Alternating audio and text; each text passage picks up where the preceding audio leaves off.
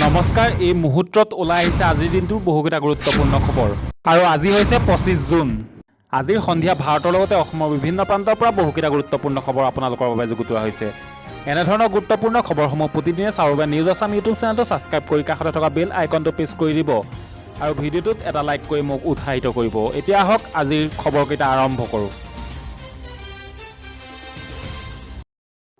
আজিৰ সন্ধিয়াৰ প্ৰথম বিগ ব্ৰেকিং নিউজটো হ'ল এইচএছ এক্সাম 2021 এইবাৰ মেট্ৰিকৰ ফলাফলত নাথাকিব পাৰে শীৰ্ষ 10টাকৈ স্থান নৱম শ্ৰেণীৰ পৰীক্ষাৰ নম্বৰেই হ'ব মূল আধাৰ বুধবাৰে প্ৰায় আধা ঘণ্টা যোৱা বৈঠকত কমিটিখনে লৈছে কেইবাটাও গুৰুত্বপূৰ্ণ সিদ্ধান্ত কোভিড হিষ্ট পৰিৱেশৰ বাবে বাতিল হ'ল মেট্ৰিক আৰু উচ্চতৰ মাধ্যমিক চূড়ান্ত পৰীক্ষা বাতিলৰ পিছতে ফলাফলৰ ফৰ্মুলাক লৈ সঘনাই শিক্ষা সংসদ আৰু সেবাৰ উচ্চস্তৰীয় কমিটিৰ বৈঠক বহিছে বুধবাৰে প্ৰায় 8 ঘণ্টা যোৱা বৈঠকত কমিটিখনে লৈছে কেইবাটাও গুৰুত্বপূৰ্ণ সিদ্ধান্ত সেই অনুসৰি নৱম শ্ৰেণীত অনুষ্ঠিত হোৱা পৰীক্ষাসমূহকে ভিত্তি হিচাপে লৈ ফলাফল ঘোষণা কৰাৰ পোষকতা কৰিছে সেবাৰ 9জনীয়া উচ্চস্তৰীয় কমিটিখনে সেই অনুসৰি নৱম শ্ৰেণীত অনুষ্ঠিত হোৱা গোট পৰীক্ষা 6 মাহিলী পৰীক্ষা আৰু বছৰেকীয়া পৰীক্ষা ছাত্ৰ-ছাত্ৰীয়ে পোৱা নম্বৰৰ বিবেচনা কৰা হ'ব হাইস্কুল শিক্ষান্ত পৰীক্ষাৰ ফলাফলত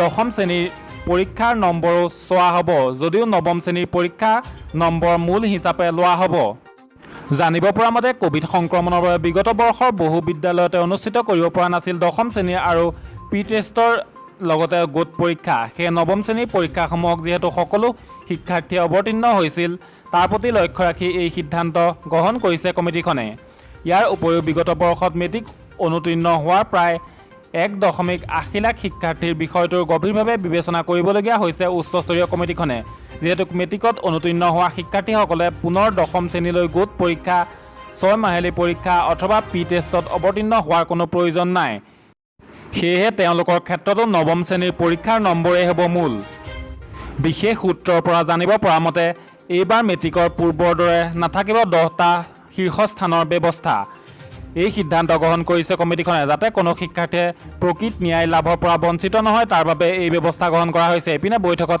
উপস্থিত থকা সদস্যই বিভিন্ন দল সংগঠন বিদ্যালয় পৰিদৰ্শক অভিভাৱকৰ সৈতে আলোচনাৰ ভিত্তিত প্ৰস্তুত কৰা প্ৰতিবেদন দাখিল কৰিছে বৃহস্পতিবাৰে শেষ আলোচনাৰ পিছতে চূড়ান্ত সিদ্ধান্ত গ্ৰহণ কৰি ৰাজ্য চৰকাৰলৈ প্ৰতিবেদন প্ৰেৰণ কৰিব কমিটিখনে আজিৰ পৰৱৰ্তী দ্বিতীয় খবৰটো হৈছে ষষ্ঠখন কেবিনেট বৈঠকত কি সিদ্ধান্ত ল'লে ৰাজ্য চৰকাৰে তৈল ক্ষেত্ৰ খননৰ বাবে মাটি অধিগ্ৰহণ মাইক্ৰ ফাইনেন্স ড্ৰাগছ হাতী মানুহৰ সংঘাত আদি বহুকেইটা গুৰুত্বপূৰ্ণ দিশৰ সিদ্ধান্ত গ্ৰহণ কৰে বৃহস্পতিবাৰে মুখ্যমন্ত্ৰী ডক্টৰ হিমন্ত বিশ্ব শৰ্মাৰ অধ্যক্ষতাত ষষ্ঠখন কেবিনেট বৈঠক অনুষ্ঠিত হয় ডক্টৰ শৰ্মাৰ কেবিনেটত 5টা গুৰুত্বপূৰ্ণ সিদ্ধান্ত গ্ৰহণ কৰা হয় কেবিনেটৰ বৈঠকৰ পিছত কেবিনেটৰ মুখপাত্ৰ পীযুষ হাজৰিকাই সংবাদ মাধ্যমক সম্বোধন কৰি কেবিনেটত গ্ৰহণ কৰা সিদ্ধান্তসমূহৰ বিষয়ে জনায় কেবিনেটৰ সিদ্ধান্তসমূহ হৈছে ক্ৰমে ড্ৰাগছ ব্যৱসায়ীয়ে নগদ ধন যচাৰ পিছতো তাক প্ৰত্যাখ্যান কৰি প্ৰায় 12 কোটি টকাৰ মূল্যৰ ড্ৰাগছ জব্দ কৰিছিল হোমগাৰ্ড বৰছিং বে কৰ্তব্যনিষ্ঠাৰে উৎকৃষ্ট নিদৰ্শন দাঙি ধৰা হোমগাৰ্ড বৰছিং বেক আজিৰে পৰা কাৰ্যকাৰী হোৱাকৈ কনিষ্টবল পদত নিযুক্তিত কেবিনেটে অনুমোদন জনায়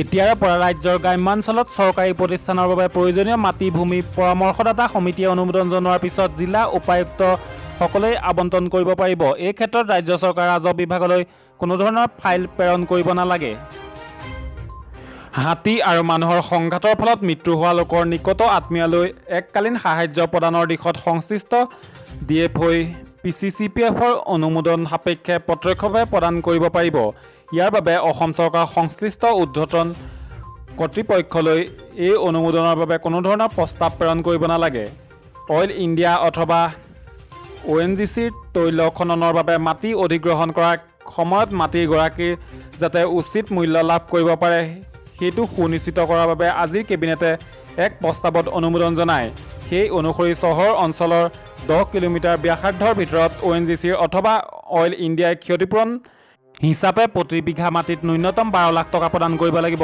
অন্যহাতে চহৰ অঞ্চলৰ পৰা 10 কিলোমিটাৰ ব্যাসাৰ্ধৰ বাহিৰৰ তৈল প্ৰতিষ্ঠানসমূহে প্ৰতি বিঘা ভূমিত ন্যূনতম 10 লাখ টকা ভূমিৰ গৰাকীক প্ৰদান কৰিব লাগিব মাইক্ৰ' ফাইনেন্সৰ ঋণ ৰেহাইৰ ক্ষেত্ৰত যিবোৰ উদগনি প্ৰদান কৰাৰ বাবে মুখ্যমন্ত্ৰীয়ে ইতিমধ্যে ঘোষণা কৰিছে তাৰ আনুষ্ঠানিক প্ৰস্তাৱ আজিৰ কেবিনেটে অনুমোদন জনায়।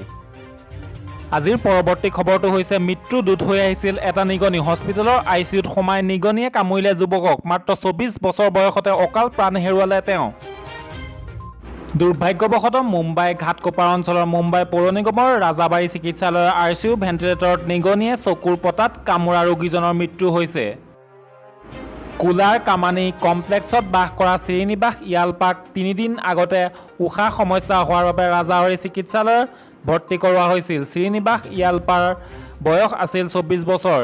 শ্ৰীনিবাসক ICUত ভৰ্তি কৰোৱা হৈছিল। শ্ৰীনিবাসৰ আত্মীয়সকলে মঙলবাৰে ৰাতিপুৱা তেওঁৰ এটা চকুৰ কাষত পৰা তেজ ৰক্তক্ষৰণ হোৱা দেখি লগে লগে চিকিৎসালয়ৰ প্ৰশাসনক এই বিষয়ে কৈছিল। যেতিয়া চকুটো পৰীক্ষা কৰা হৈছিল এইটো পোহৰলৈ আহিছিল যে নিগনিয়ে চকুৰ পতাত কামোৰাৰ কাৰণে এনে হৈছে।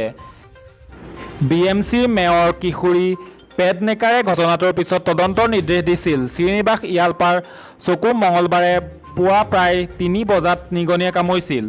চিকিৎসালয়ত সংঘটিত ঘটনাক লৈ ৰোগীৰ আত্মীয়সকলে মনত যথেষ্ট অসন্তুষ্টি আছে।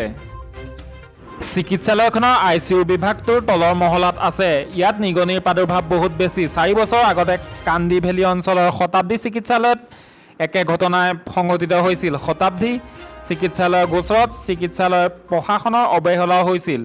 এই ৰাজবাৰী চিকিৎসালয়ৰ গোচৰটো লজ্জাজনক অৱহেলাও হৈছে। মাজনিশা নিগনিয়ে ৰোগীক চকু কাটি পেলাইছে আৰু পুৱা আত্মীয়সকলে কোৱাৰ সময়ত চিকিৎসালয়ৰ প্ৰশাসনে ইয়াক লক্ষ্য কৰিছিল। নাৰ্ছ চিকিৎসক কৰ্মচাৰীসকলে গোটেই ৰাতি চিকিৎসালয়ত কি কৰি আছে বুলি প্ৰশ্ন কৰিছে আত্মীয়ই। চকুটো বাচি গৈছিল কিন্তু প্ৰাণ হেৰুৱাইছিল। চিকিৎসকসকলে পৰীক্ষা কৰিছিল আৰু দেখিছিল যে চকুটো বাচি গৈছে। নিগনিটোৱে চকুৰ পতাৰ তলত কামুৰিছিল। চকুৰ ভিতৰত কোনো আঘাত কৰা নাছিল কিন্তু ৰোগীজনক বচাব নোৱাৰিলে। মেয়ৰ কিশোৰী পেডনেকাৰে কৈছে যে তলৰ মহলাত থকা স্বত্বেও চিকিৎসালয়খনৰ ICU বিভাগৰ সকলো ফালৰ পৰা বন্ধ হৈ আছে। সম্ভৱতঃ বৰষুণৰ কাৰণে দুৱাৰৰ মাজৰ ব্যৱধানৰ পৰা নিগনিটো আহিছে। কিন্তু আমি নিশ্চিতভাৱে এনে ঘটনা বাৰে বাৰে সংঘটিত হোৱা প্ৰতিহত কৰিবলৈ সকলো ব্যৱস্থা গ্ৰহণ কৰিম।